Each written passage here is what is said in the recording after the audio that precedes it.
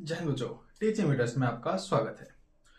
तो बच्चों, सर्कल से रिलेटेड हमने कुछ पॉइंट्स को पढ़ा, जैसे कि रेडियस, सर्कमफ्रेंस, डायमीटर, कोड, sector, major sector, minor sector, major segment, minor segment. तो इन सब पॉइंट्स को हमने पढ़ा।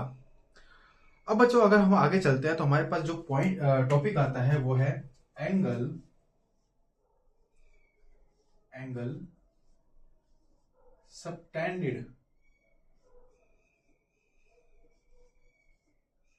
subtended by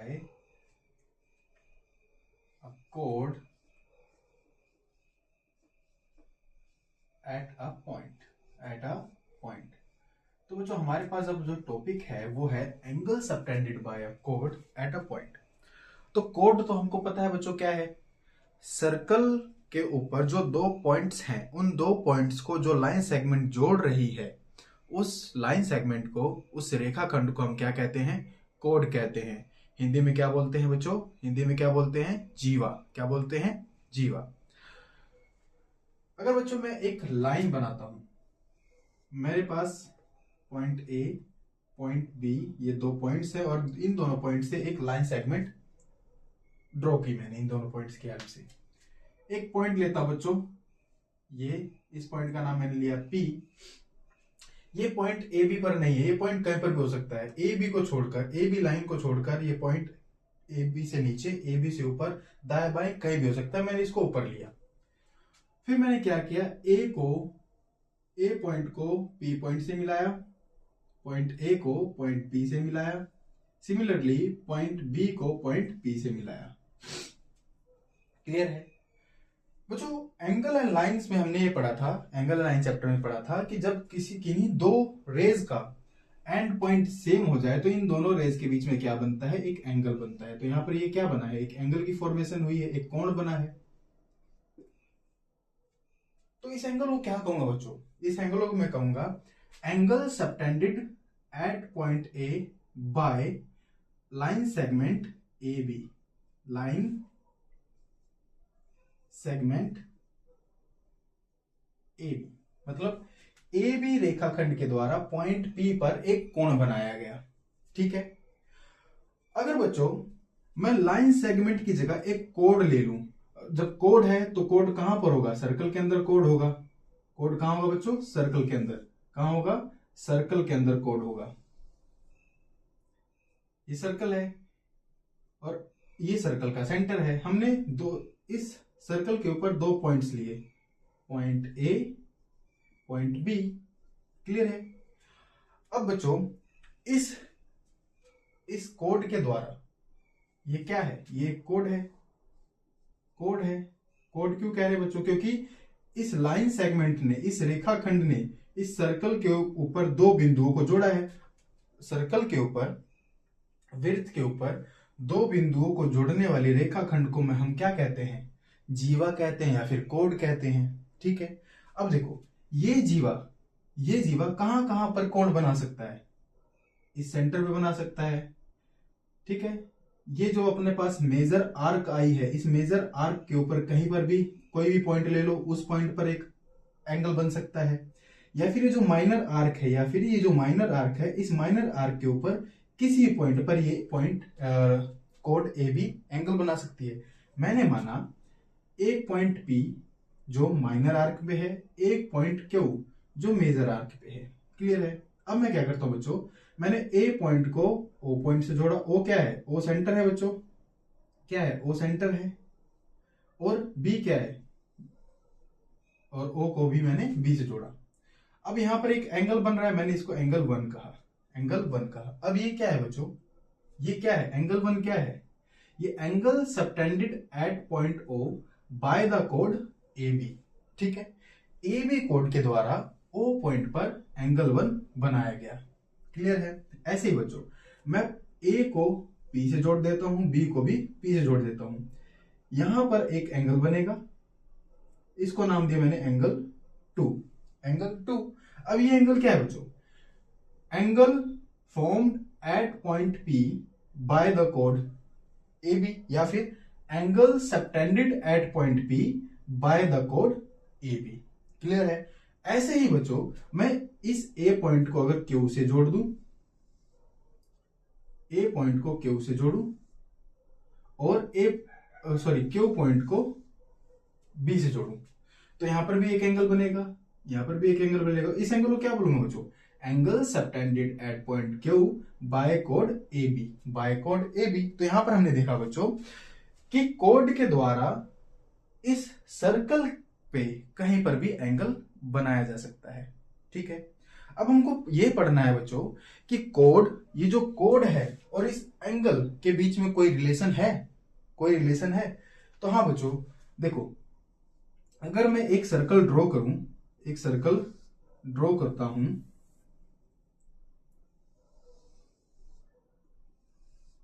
एक मैंने सर्कल ड्रॉ किया और इस सर्कल का सेंटर मैंने ओ माना, और ए बी एक कोड है। क्लियर है? ऐसे ही बच्चों मैंने एक पी क्यू कोड माना, पी क्यू कोड माना। क्लियर है? पी क्यू कोड माना। अब देखो बच्चों, देखो जैसे जैसे कोड की लंबाई बढ़ती जाएगी, जैसे जैसे कोड की लंबाई बढ़ती जाएगी, उसके द्वारा बनाया गया एंगल भी कैसा होता जाएगा? बड़ा होता जाएगा। कैसा होता जाएगा? बड़ा होता जाएगा। आप यहां पर देख सकते हैं, आप यहां पर देख सकते हैं, मैंने एक पॉइंट P माना। अब ए को P से जोड़ा और B को भी P से जोड़ा, यहां पर एक एंगल बना। अब बच्चों अगर मैं क्या करूं, इस कोड की लंबाई छोटी कर दूं, इस कोड की लंबाई छोटी कर दूं। अब दोबारा P को मैं अगर ये R मानो, ये S मानो, और P को मैं S से जोड़ता हूं, तो आपको दिख रहा है ना, जैसे मैंने कोड की लंबाई कम की, जैसे मैंने कोड की लंबाई कम की, एंगल भी छोटा हो गया। जैसे मैंने कोड की लंबाई बड़ी की, एंगल भी बड़ा हो गया। तो यहां से हमको ये समझ में आता है कि जितना बड़ा कोड होगा, जितना बड़ा कोड होगा, जितना बड़ा कोड होगा, उतना ही बड़ा एंगल वो बनाएगा, वो कोड उतना ही बड़ा एंगल बनाएगा। क्लियर है? आती बात समझ में?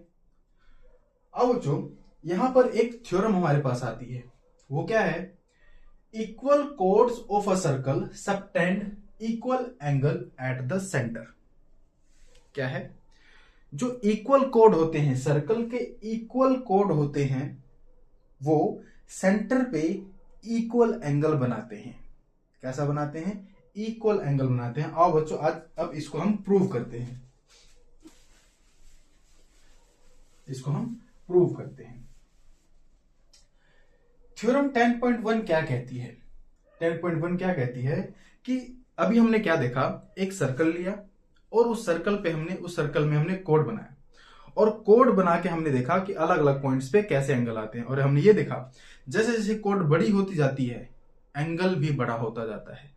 जितना बड़ा एंगल कोड होगा, कोड की लंबाई पे डिपेंड करता है कि हमारा एंगल छोटा होगा या फिर बड़ा होगा। अगर कोड की लंबाई बड़ी है तो उसी हिसाब से उसके कोरेस्पोंडेंस एंगल भी बड़ा होगा। अगर कोड हमारी छोटी है तो उसी के हिसाब से हमारा जो एंगल बनेगा सेंटर पे, वो भी कैसा होगा? छोटा होगा। थ्योरम 10.1 ये कहती है कि जो अगर हम कोड्स की लंबाई इक्वल कर दे, कोड की लंबाई इक्वल कर दे, तो उनके द्वारा बनाए गए जो सेंटर पे एंगल होंगे वो भी कैसे होंगे? इक्वल होंगे। देखो हम यहां पर एक सर्कल ड्रॉ करते हैं बच्चों। इस सर्कल का सेंटर हम O मानते हैं, सर्कल का सेंटर O मानते हैं। यहां पर क्या कहा गया है कि इक्वल कोड है। कोड कैसा है बच्चों? इक्वल कोड है। हम इस सर्कल के अंदर दो कोड बनाते हैं, एक ए बी कोड हो गया बच्चों, एक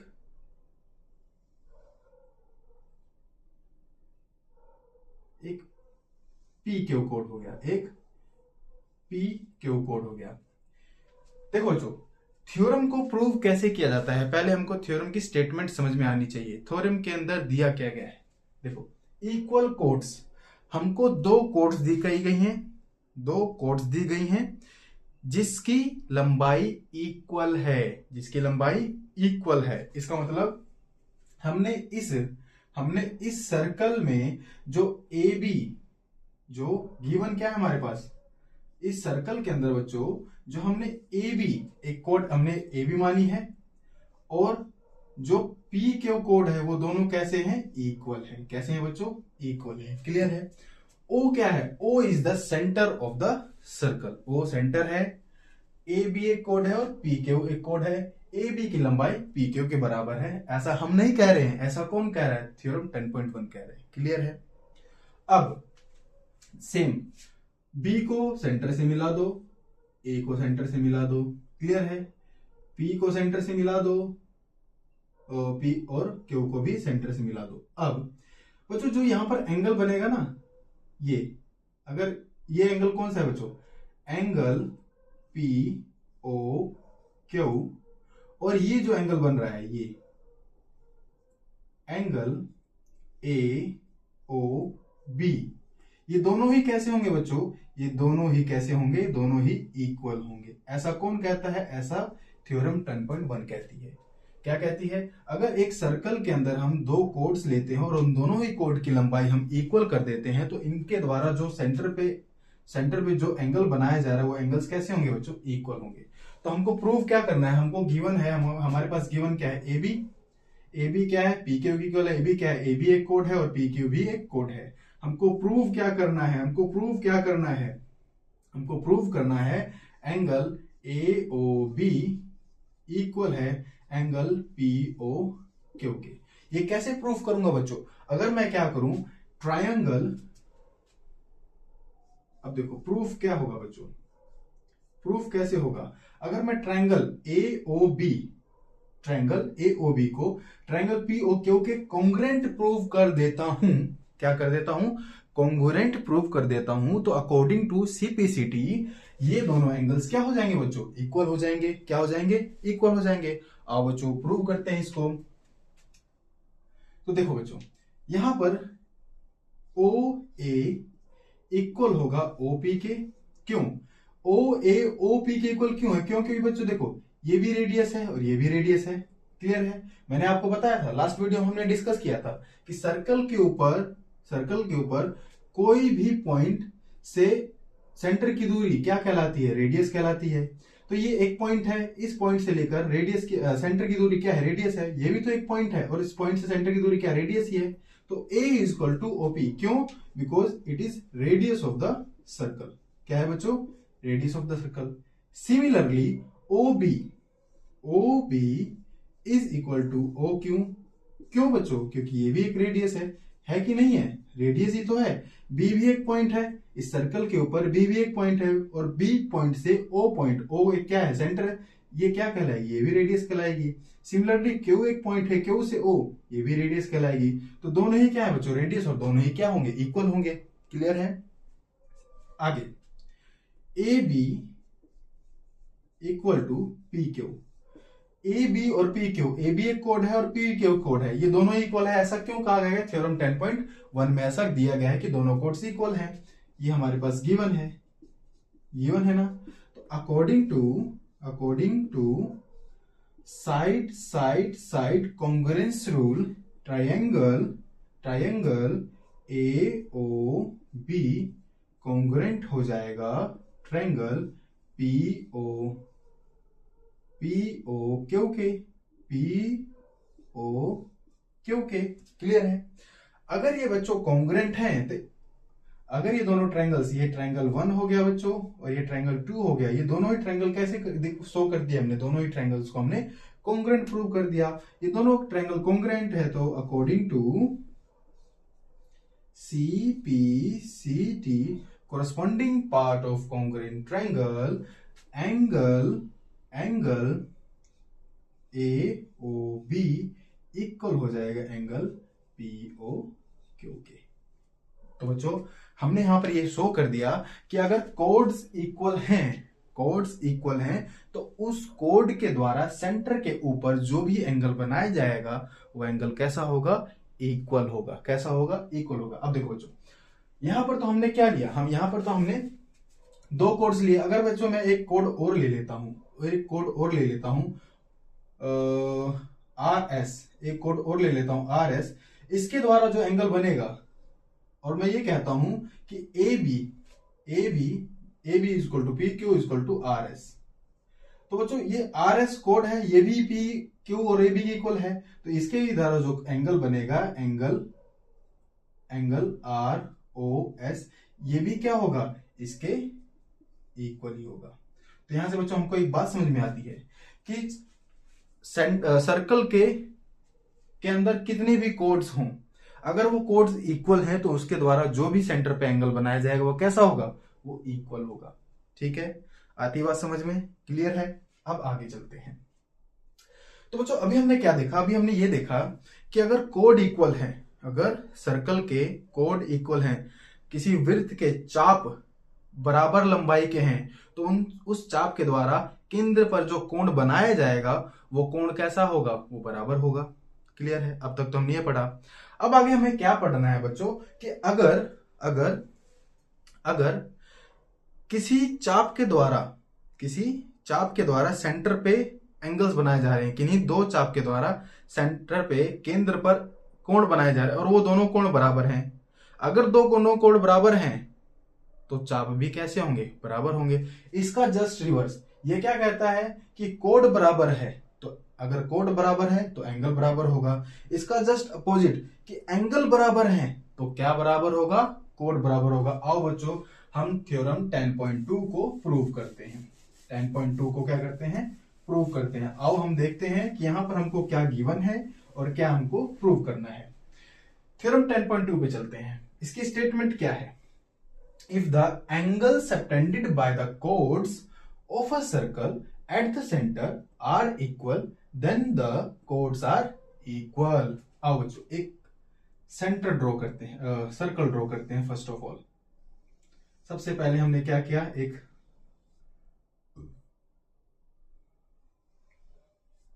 सर्कल ड्रॉ किया। सर्कल का हमने ये सेंटर ओ माना। क्लियर है।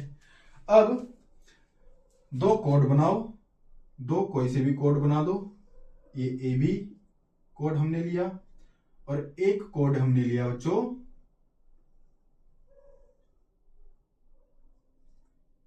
पी क्यू, दो कोड लिए। क्लियर है। अब हमें क्या करना है, क्यू को ओ से मिला दो, पी को ओ से मिला दो, यहां पर एंगल बना एक। बी को ओ से मिलाओ, ए को ओ से मिलाओ, यहां पर एक एंगल बना। क्लियर है। अब देखो गिवन थ्योरम में क्या दिया गया है कि इन दोनों कोड्स के द्वारा, यहां पर दो कोड्स हमारे पास पी और क्यू एक कोड है और ए बी एक कोड है। पी क्यू ए बी दो कोड हैं। इन दोनों कोड के द्वारा सेंटर पे एंगल बन रहा है। पी क्यू के द्वारा जो एंगल बन रहा है एंगल पी ओ क्यू, और ए बी के द्वारा जो एंगल बन रहा है वो एंगल है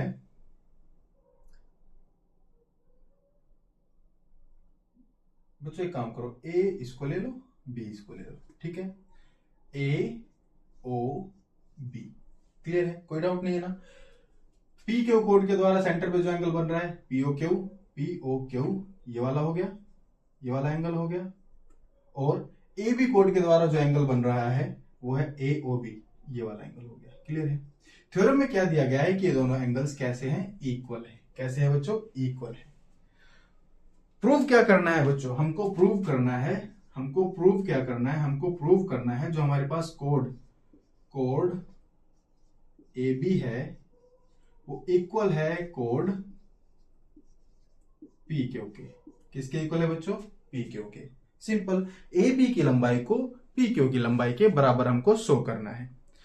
कैसे शो होंगे बच्चों, वही सिंपल, अगर ये हमारे पास ट्रायंगल 1 है, ये ट्रायंगल 2 है, इन दोनों ही ट्रायंगल्स को अगर मैं कॉन्ग्रुएंट प्रूव कर देता हूं तो अकॉर्डिंग टू सीपीसीटी इसके जो कोरस्पॉन्डिंग पार्ट्स होंगे वो कैसे हो जाएंगे, इक्वल हो जाएंगे। आओ इसको कॉन्ग्रुएंट प्रूव करते हैं। इसका प्रूफ क्या होगा बच्चों, देखो सबसे पहले जो हमको गिवन है वो उतार देते हैं। एंगल पी ओ क्यू बराबर है एंगल ए ओ बी के। क्यों, ये तो हमको गिवन ही है, ये हमको क्या है, ये हमको गिवन है, दे ही रखा है। अब देखो बच्चों पी एक क्या है, सर्कल पे पी एक पॉइंट है, सर्कल पे क्यू एक पॉइंट है। सर्कल के पॉइंट से सेंटर के पॉइंट को की जो लेंथ होती है उसको हम रेडियस कहते हैं। सिमिलरली ये भी एक पॉइंट है और ये एक सेंटर है, इसकी ये भी क्या है, ये भी रेडियस है, ये भी रेडियस है और ये भी रेडियस है। तो यहां से क्या हमको दिख रहा है कि ओ ए बराबर है ओ पी के। क्यों? क्योंकि ये रेडियस है, क्या है, ये सर्कल का रेडियस है। सिमिलरली ओ बी बराबर है ओ क्यू के। क्यों? क्योंकि ये भी एक रेडियस है, क्या है बच्चों, रेडियस है। तो यहां पर क्या, according to side angle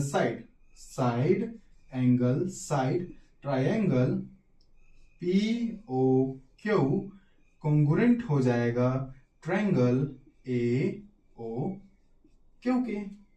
clear है?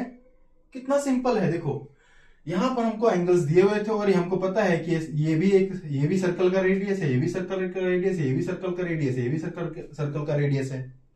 ये बात तो हमको पता थी। हमको सामने से दिख रहा था कि इसमें एंगल साइड एंगल रूल लगेगा और दोनों ही ट्रायंगल्स क्या हो जाएंगे, कॉन्ग्रुएंट प्रूव हो जाएंगे। तो हमने क्या किया, दोनों ट्रायंगल्स को कॉन्ग्रुएंट प्रूव कर दिया। अब ये दोनों ट्रायंगल्स कॉन्ग्रुएंट है तो according to CPCT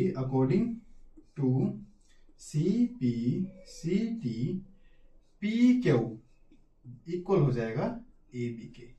P Q क्या है, हमने कोड लिया था, ए बी क्या है, ए बी भी कोड है, और ये दोनों ही क्या हो जाएंगे बच्चों, क्या हो जाएंगे, इक्वल हो जाएंगे।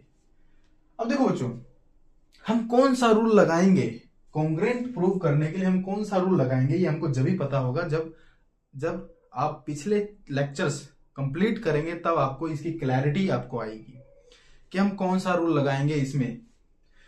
लाइन्स एंड एंगल्स, ट्रायंगल्स, ये सारे चैप्टर्स अगर हमको क्लियर हैं तो किसी भी ट्रायंगल को कॉन्ग्रुएंट प्रूव करना हमारे लिए मुश्किल नहीं है। क्लियर है? तो बच्चों यहां से हमने दो थ्योरम 10.1 10.2 प्रूव की। 10.1 क्या कहती है कि equal code of circle subtend equal angle at the centre. अगर किसी सर्कल के अंदर 2 3 4 बराबर कोड है, 2 3 4 5 कितने भी कोड्स हैं और हर एक कोड्स की लंबाई बराबर है, तो उनके द्वारा जो सेंटर पे कोण बनाया जाएगा, एंगल बनाया जाएगा, वो भी कैसा होगा, बराबर होगा। 10.2 क्या कहती है कि अगर कोड्स के द्वारा एंगल बराबर बनाए जा रहे हैं सेंटर पे, कोड्स के द्वारा सेंटर के ऊपर जो एंगल्स बनाए जा रहे हैं बराबर है, तो उन कोड्स की लंबाई क्या होगी, बराबर होगी। हमने यहां पर प्रूव कर दिया। क्लियर? तो जो हमारा ये जो टॉपिक था angle subtended bye a code at a point, यहां पर क्लियर है, यहां पर पूरा होता है। अब हम अपने नेक्स्ट पॉइंट पर टॉपिक पे चलते हैं, जिसका नाम है perpendicular from the centre of the circle to the कोड। Perpendicular from the centre to the कोड लिखते हैं बच्चों, परपेंडिकुलर फ्रॉम the center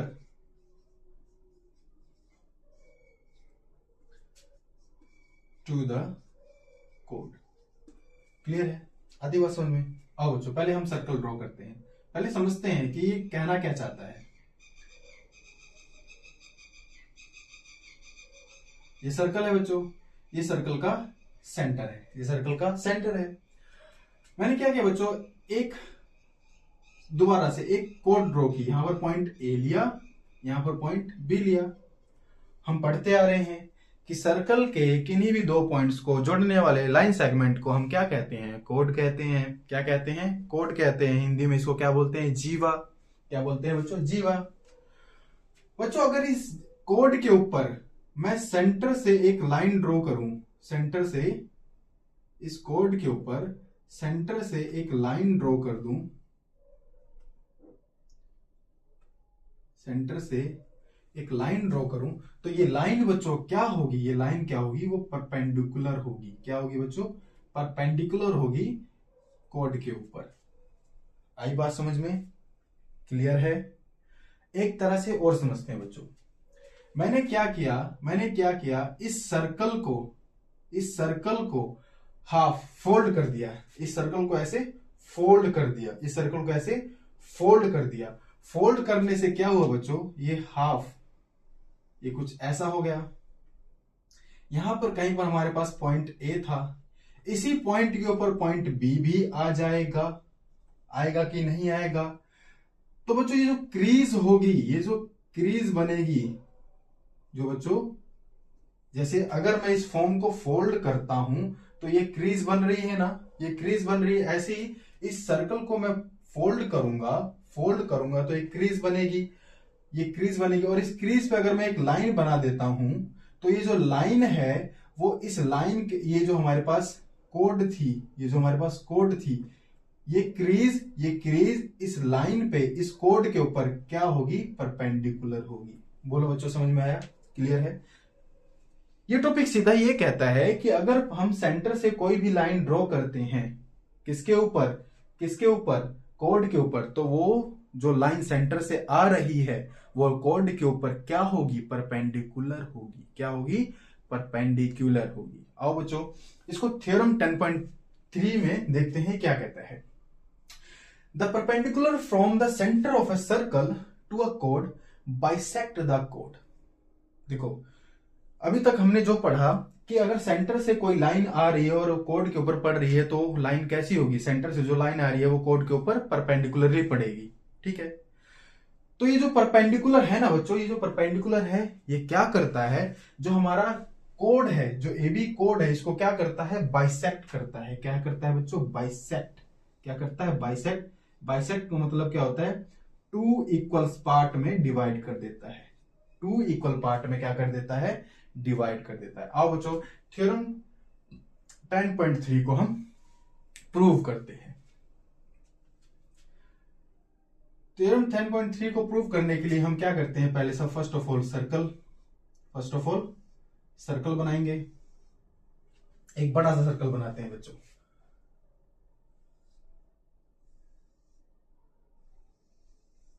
एक हमने बड़ा सा सर्कल ड्रॉ किया और इस सर्कल का हमने एक सेंटर माना O। क्या माना बच्चों? O। क्लियर है? इस सर्कल में हमने एक कोड ली, कोड AB। ठीक है, सेंटर से एक लाइन आई, सेंटर से एक लाइन है। क्लियर? जो कि लाइन AB पर, जो कि कोड AB पर कैसी है, परपेंडिकुलर है। कैसी है बच्चों? परपेंडिकुलर है। क्लियर है? अब हमको प्रूव क्या करना है, हमने माना बच्चों कि जो लाइन आ रही है, जो सेंटर से लाइन आ रही है, वो कोड AB पर पॉइंट M पर जाकर गिरती है। ठीक है, जो लाइन थी हमारी, जो परपेंडिकुलर लाइन है जो कि सेंटर से आ रही है, सर्कल के सेंटर से आ रही है, उसने कोड को पॉइंट M पर काटा। तो हमारे पास गिवन क्या है बच्चों? हमारे पास गिवन क्या है? हमारे पास गिवन है बच्चों, line OM is perpendicular to code AB। Okay, clear है? अब कंस्ट्रक्शन करो बच्चों। अब देखो प्रूव क्या करना है बच्चों, हमको प्रूव क्या करना है, हमको ये प्रूव करना है कि जो AM है वो इक्वल है MB के या फिर BM के। बाइसेक्ट का मतलब क्या होता है बच्चों, कि इस परपेंडिकुलर ने इस कोड को दो इक्वल पार्ट्स में डिवाइड किया, मतलब AM किसके बराबर होगा? MB के। AM किसके बराबर होगा? MB के। MA किसके बराबर होगा बच्चों? MA किसके बराबर होगा? MB के बराबर होगा। क्लियर है? हमको बस सिंपली ये प्रूव करना है। कंस्ट्रक्शन करो बच्चों,